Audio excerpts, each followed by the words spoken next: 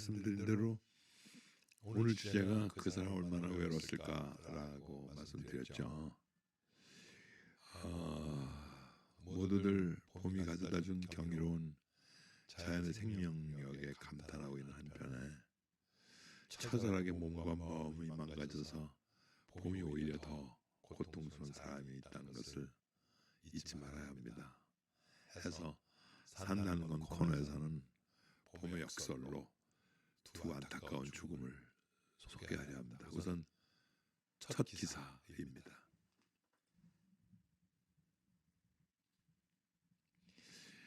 변희사사의 죽음을 보도한 기사입니다. 오래전 일이 혹시 기억 못하실 수 있습니다만 변호사는 군 입대 전에는 남성이었습니다. 군 생활 중에 성전환 수술을 하게 되었습니다.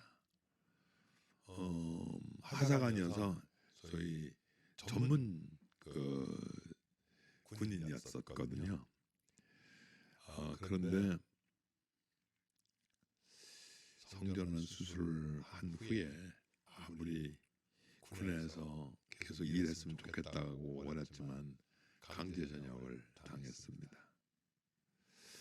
그 이후에 스스로 정체성을 찾고 어떻게 해서든지 잘 살아보려고 대학에서 공부하려고 수능을 보고 합격도 했습니다만 역시 학교에서도 입학을 거부당했습니다.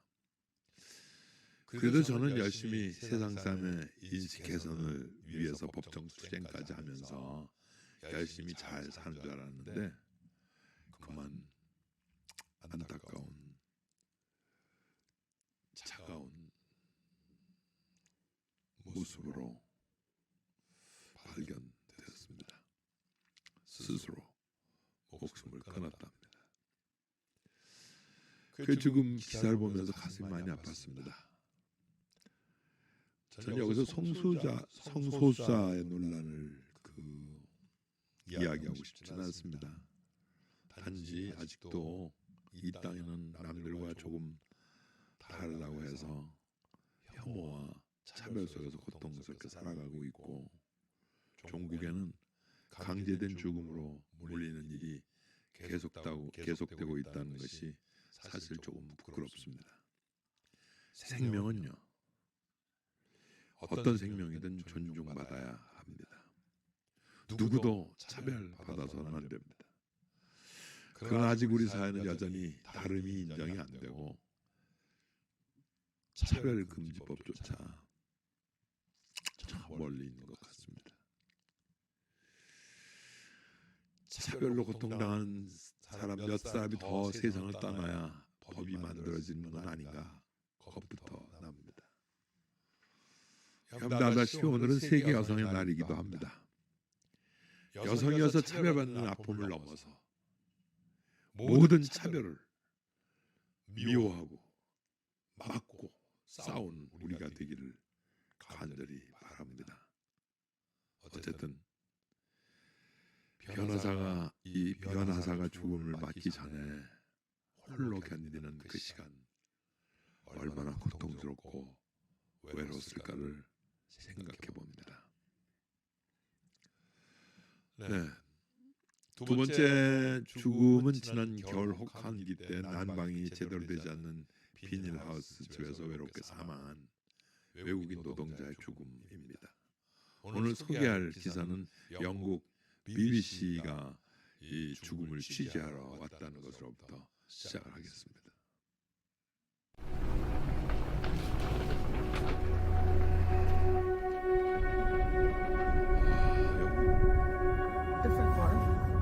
We're being led through a maze of plastic-covered farmland to discover a network of hidden workers.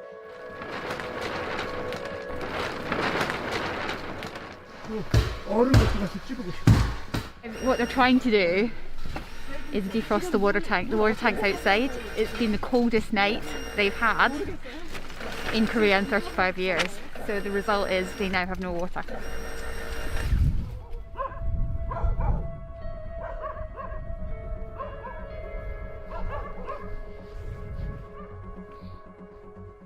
So about 3 people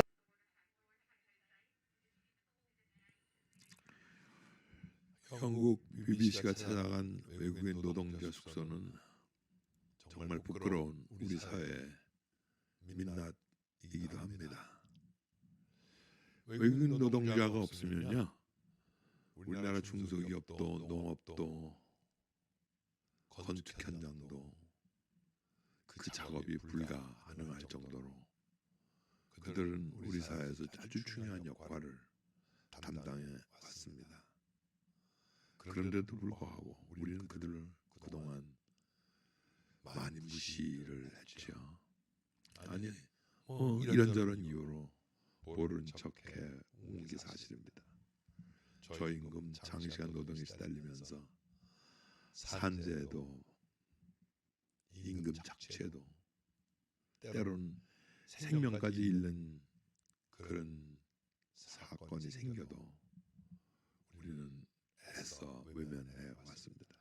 더욱이 불법 체류자일 경우 훨씬 심각한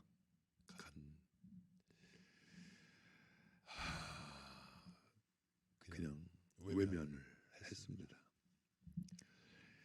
BBC의 취재 보도를 보면서 한국 사회가 얼만큼 부끄러운지 돌이켜 봐야 되겠지만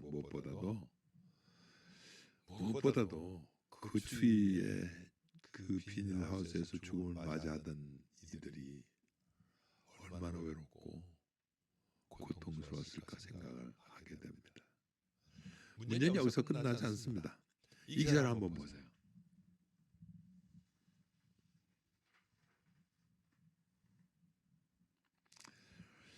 이렇게 방치된 외국인 노동자들이 결국 코로나 방역의 결정적 위험에 노출되어 있다는 것입니다. 남양주 공장뿐만이 아닙니다.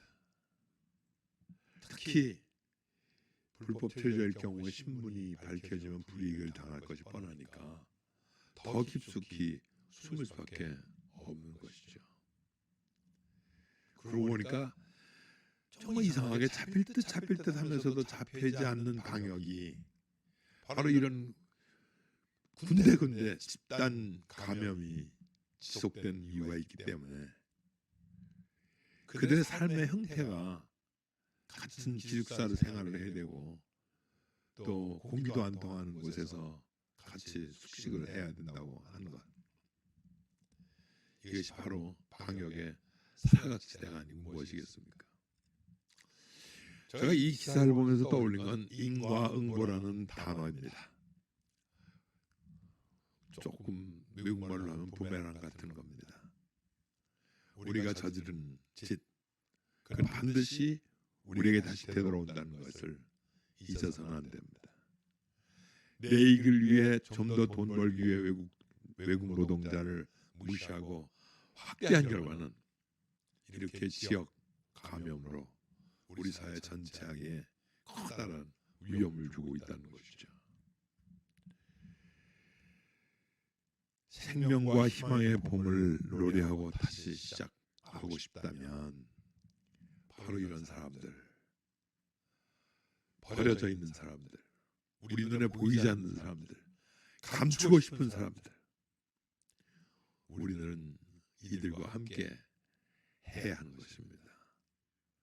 다시 한번 말씀드립니다만 모든 생명은 소중합니다. 이들도 생명 생태계의 한 축입니다. 좀 더 심각하게 말씀드리면 그들이 무너지면 우리도 함께 무너집니다. 우리가 그들을 몰라라 하면 그들의 외로움은 곧 우리의 외로움으로 다시 바뀔 겁니다. 그리고 때가 되면 우리 모두가 다 그렇게 외롭게 세상을 떠나게 되겠죠. 그래서 생명은 어떤 생명이라도 존중되어야 한다는 것입니다. 다시 한번 말씀드립니다만 생명 경시, 환경 파괴가 나은 현상이 바로 이 코로나 바이러스의 침공이라고 그렇게 얘기하지 않습니까? 그리고 이 공격이, 이 감염이 어쩌면 바로 우리가 모두 한 생명 공동체인 것을 깨닫게 해주는 슬픔의 가르침, 아픔의 가르침이기도 한 것을 잊어서는 아니 됩니다.